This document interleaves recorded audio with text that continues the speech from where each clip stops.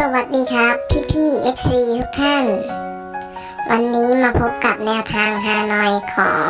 คุณไก่เจ้าพายุกันนะครับ